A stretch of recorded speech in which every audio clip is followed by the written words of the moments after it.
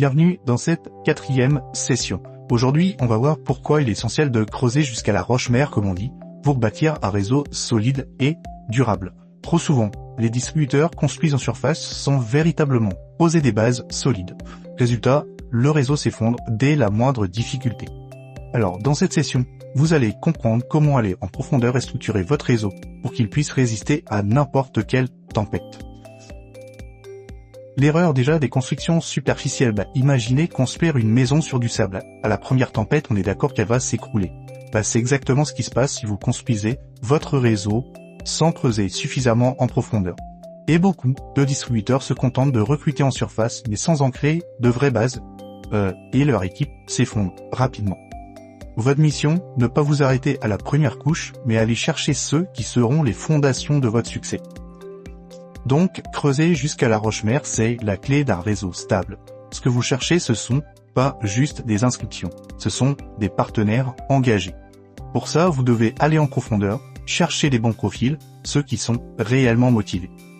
Et vous n'avez pas besoin de 50 personnes qui n'agissent pas, mais simplement de quelques partenaires solides qui, eux, vont faire la différence. Si vous vous concentrez uniquement sur la quantité et non sur la qualité, vous risquez de perdre beaucoup d'énergie sans véritablement bâtir quelque chose de durable. N'oubliez pas le syndrome du vendeur. Et ici, il faut que vous deveniez le sélectionneur de votre équipe de champions. Imaginez simplement que vous êtes le sélectionneur d'une équipe de football. Votre objectif, c'est pas de recruter tous les joueurs disponibles, mais de trouver les meilleurs, les vrais talents, ceux qui ont la motivation, l'envie de progresser et qui sont prêts à s'entraîner pour atteindre l'excellence. Votre mission, c'est de repérer ces joueurs prometteurs, de les entraîner et de les soutenir pour les aider à donner le meilleur d'eux-mêmes. Une équipe qui gagne, c'est une équipe où chaque joueur connaît son rôle, applique les stratégies de l'équipe et s'entraîne sans relâche pour progresser. Dans votre réseau, c'est exactement pareil. Vous devez chercher des partenaires qui ont cet état d'esprit et les aider à se développer. Alors, la question maintenant, c'est d'identifier les bonnes personnes. Comment savoir si vous avez trouvé un vrai leader? Posez-vous ces questions. Est-ce que cette personne est réellement engagée? Est-ce qu'elle est prête à apprendre et à appliquer les méthodes?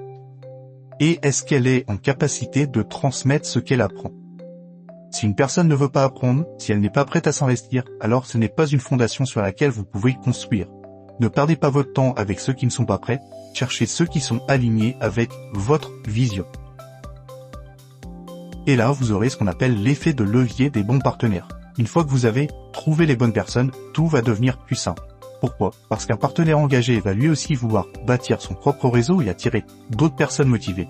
Et c'est ainsi que votre structure va devenir inarrêtable. Mieux vaut 3 leaders solides que 20 distributeurs passifs. Ce sont eux qui feront la différence dans la croissance de votre équipe. Et ensuite, la clé aussi, c'est la patience et la vision long terme.